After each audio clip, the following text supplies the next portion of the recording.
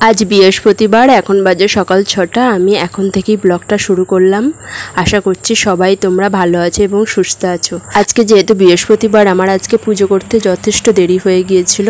ওই কারণে আমি সকালে ভাবলাম ভাত বসিয়ে দিই, একেবারে সকালে ভাত খেয়ে নেব। ওই জন্য আলু সিদ্ধ একটু দিয়ে দেবো। আলু সিদ্ধ দেওয়ার জন্য আমি আলুটা ছাড়িয়ে নিচ্ছি। আমি যে পটলগুলো দেখালাম ওইগুলো মাছের জন্য আমি রেখে দিয়েছি, কারণ মাছে আজকে পটল আলু দিয়ে ঝোল করব। ঝোল মানে ওই কালিয়া টাইপের করব। আর তোমরা থাম্বনেল দেখে বুঝে গেছো আমি আজকে মাছ রান্না করব, এবং কী মাছ রান্না করব সেটাও নিশ্চয়ই বুঝে গেছো। হ্যাঁ, আজকে আমাদের কাতলা মাছ এনেছে। কাতলা মাছ দিয়ে আমি মাছ দিয়ে আলু দিয়ে পটল দিয়ে করব। কালিয়াটা বলা ভুল হবে, কারণ কালিয়া করতে গেলে তো আর আলু পটল দিলে হবে না। সেটাতে পেঁয়াজ, একটু আদা, একটু জিরে আরও মশলা দিয়েই কালিয়াটা তৈরি করা হয়। কিন্তু আমি এখানে একটু মাখো মাখো টাইপের করব আলু পটল দিয়ে।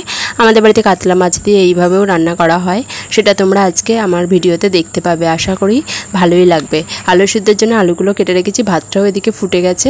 আমি আলু সিদ্ধ সকালবেলা ভাত ঘি দিয়ে খাবো আমরা সবাই, কারণ মাঝে মাঝে একটু ভাত সকালবেলা খেতেও ভালো লাগে গরম গরম। আজকে যে স্পেশাল আইটেমটা আছে সেটা হচ্ছে এই কাতলা মাছ। সেটা আমি ধুতে কলতলায় বসে বললাম এবং তোমাদের দেখিয়েও দিলাম এবং তোমাদের সাথে গল্পও করলাম। তোমরা দেখতে থাকো। কাতলা মাছের পিসগুলো বেশ ভালোই এনেছে আমার হাজব্যান্ড। এই পিসগুলো দেখে তো ভালোই লাগছে, বেশ মাছটা টাটকা আছে। আর গরমটা যা পড়েছে, মনে হয় তো মাছের পাতলা করে ঝোল করলে ভালো। এই মাছটা আমি নর্মাল জলেই ভালো করে ধুয়ে নেব। আজকে আমি টকের ডাল করেছি, সেটা আর দেখাইনি। আর আলু সিদ্ধ তো সকালেই তোমাদের বলেছিলাম দিয়ে দিয়েছিলাম ভাতের সাথে, সেই আলু সিদ্ধটা রয়ে গেছে। সুতরাং আমি আর আজকে কিছু করব না, এই মাছ রান্নাটাই শুধু করব। আর ওই টকের ডাল আর আলু সিদ্ধ দিয়েই আমাদের খাওয়া হয়ে যাবে দুপুরে সবাইয়ের। এই যা গরম পড়েছে, এই গরমে টকের ডাল কিন্তু সবথেকে ভালো খাবার। আর তার সাথে একটু শাক ভাজা, একটু আলু সিদ্ধ হলে তো আর কথাই থাকে না। আমার তো ভীষণ ভালো লাগে। আমার ধোয়াও হয়ে গেছে। এরপর আমি নুন হলুদ মাখিয়ে রেখে দেবো। মাছ ভাজার আগে খানিকক্ষণ নুন হলুদ মাখিয়ে রাখলে কিন্তু ভালো হয়। এরপর আমি একটু আদার টুকরো নিয়ে নিয়েছি ওই মাছে দেবো বলে। সামান্য একটু আদা দেবো, জিরে দেবো, আর যেরকম পরিমাণ মতো নুন হলুদ চিনি একটু সামান্য, আর ঝালটা বেশি করে দেবো। কাঁচা লঙ্কা আর একটু শুকনো লঙ্কাও দেবো এতে। আজকে আদাটা বাটার জন্য আমি শিলনোড়া পেতে নিলাম, কারণ শিলনোড়াতে বাটা আর রান্না কিন্তু খুব টেস্টি হয়।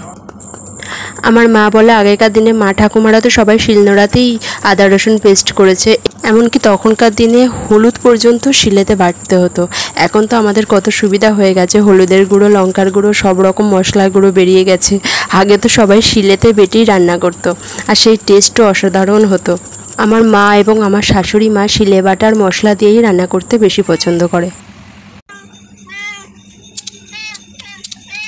এরপরে আমি রান্নাঘরে চলে এলাম রান্নাটা আমি একেবারেই বেশ খানিকটা তেল দিয়ে দিয়েছি। এই তেলেতেই পুরো রান্নাটা করব। প্রথমে আমি মাছগুলো ভেজে নেব, তারপর আমি ওই তেলেতেই আলু পটলগুলো ভেজে নেব। আমি আর এতে আলাদা করে কোনো তেল দেব না, ওই একই তেলে করে নেব। আমাদের বাড়িতে না মাছ খেতে সবাই পছন্দ করে, কিন্তু মাংসটা খেতে চায় না। মাংসটা সাধারণত আমার জন্যই আসে। আমার শাশুড়ি মা রান্না করে দেন, কিন্তু মাংস একটুও খান না। যাই হোক, তোমাদের সাথে কথা বলতে বলতে আমার মাছ ভাজাটা হয়েও গেছে, তুলেও নিয়েছি। আর ওই তেলে আমি আলু পটলগুলোও দিয়ে দিলাম। এইভাবে আলু পটলগুলো একটু লাল লাল করে এইগুলোও তুলে নেব। তারপরে আমি ওই তেলেতেই একটু সামান্য জিরে, কাঁচা লঙ্কা, শুকনো লঙ্কা। কাতলা মাছ তোমরা কিভাবে রান্না করো আমাকে কমেন্টে জানিও। আমাদের বাড়িতে তো একটু আদা দিয়ে এইভাবেই রান্না করা হয়। বেশ কয়েকটা কাঁচা লঙ্কা আমি দিয়ে দিয়েছি। কাঁচা লঙ্কাগুলো এত ঝাল, সবাই কিন্তু এই ঝাল খেতে ভীষণ ভালোবাসে। আমি রান্নাটা করে তারপরে তোমাদের আবার দেখিয়ে দিলাম। রান্না ছাড়াও আরও নানা রকম কাজ থাকে, তাই চলে এলাম জামা কাপড়গুলো নিয়ে। বেশ কতগুলো জামা কাপড় আমি কেচেও ছিলাম। সেই কাঁচা জামা কাপড়গুলো ভাবলাম এবার আলমারিতে আমি রেখে দিই, কারণ এগুলো আলমারিতেই থাকে এবং বাইরে কয়েকটা থাকে। সেইভাবেই আমি ভাঁজ ভাঁজ করে রাখছিলাম গুছিয়ে গুছিয়ে। এর মধ্যে শাড়ি কয়েকটা আছে, কয়েকটা চুড়িদার আছে। আমি দুটোই পরি, আমি শাড়িও পরি কখনো কখনো চুড়িদারও পরি, তাই আমি এর মধ্যে সবই রেখে দিয়েছি আলাদা আলাদা করে।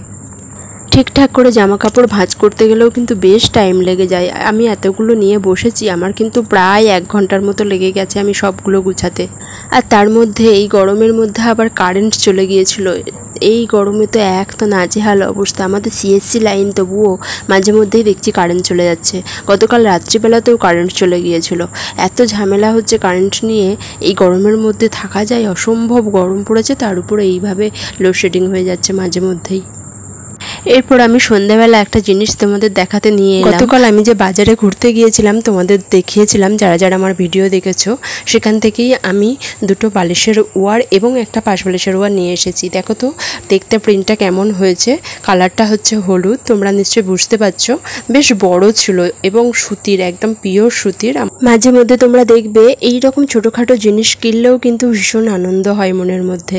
তাই আমি বাড়িতে নিয়ে এসে তোমাদেরও দেখিয়ে দিলাম, আমার আনন্দটা ভাগ করে নিলাম।